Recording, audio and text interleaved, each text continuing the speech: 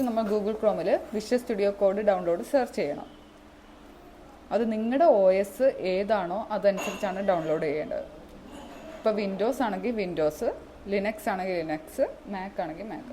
അപ്പോൾ നമ്മുടെ ഇത് വിൻഡോസ് ആണ്. അപ്പോൾ നമുക്കത് ഡൗൺലോഡ് ചെയ്യാം.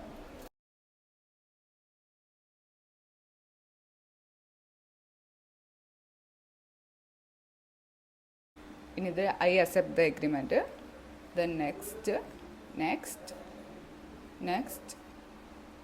പിന്നെ ക്രിയേറ്റ് എ ഡെസ്ക്ടോപ്പ് ഐക്കൺ. ഡെസ്ക്ടോപ്പിൽ അത് ഐക്കൺ വേണമെങ്കിൽ അത് ചൂസ് ചെയ്ത് കൊടുക്കാം. Next, install. Okay, finish. അത് ഇൻസ്റ്റാൾ ആയിട്ടുണ്ട്. ഇതാണ് നമ്മൾ വിഷ്വൽ സ്റ്റുഡിയോ കോഡ്. ഇനി ചെയ്യേണ്ടതെന്ന് പറഞ്ഞു കഴിഞ്ഞാൽ നമുക്കൊരു ഫോൾഡർ ക്രിയേറ്റ് ചെയ്യാം.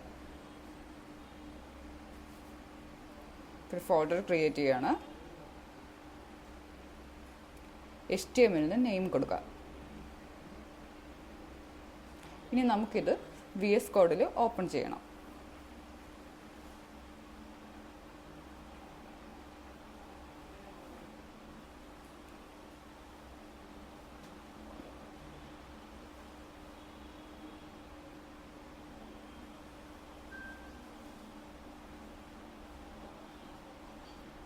ഓക്കെ, നമ്മുടെ ഫോൾഡർ HTML ഓപ്പൺ ആയിട്ടുണ്ട്.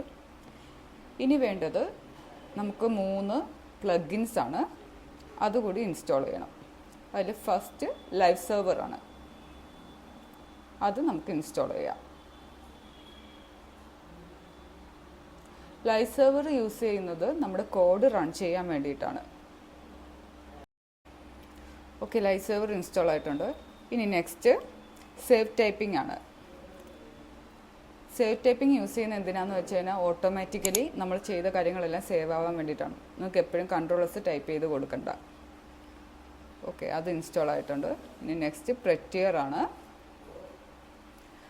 പ്രെറ്റിയർ യൂസ് ചെയ്യുന്നത് കോഡ് ഫോർമാറ്റ് ചെയ്യാൻ വേണ്ടിയിട്ടാണ്. സോ ഇത് 3 നിങ്ങൾ ഇൻസ്റ്റാൾ ചെയ്യണം.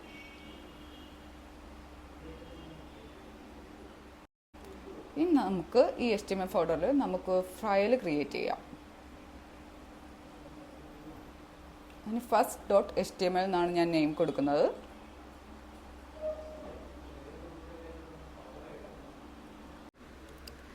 ഈ ഫയലിൽ ഫസ്റ്റ് നമുക്ക് HTML ടാഗ് ഓപ്പൺ ചെയ്യാം. ഇതിൽ നമുക്ക് ഫസ്റ്റ് ഹെഡിൽ ടൈറ്റിൽ കൊടുക്കാം. ഫസ്റ്റ് വെബ് പേജ് എന്നാണ് ടൈറ്റിൽ കൊടുക്കുന്നത്.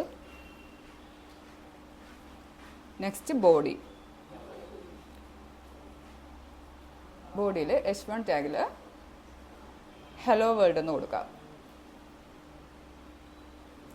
സോ ഇനി നമുക്കിതൊന്ന് റൺ ചെയ്ത് നോക്കാം. അപ്പം ലൈവ് സെർവറിലാണ്. ഓപ്പൺ വിത്ത് ലൈവ് സെർവർ കൊടുക്കുക. ഹലോ വേൾഡ് എന്ന് വന്നാൽ കണ്ടില്ലേ? ഓക്കെ,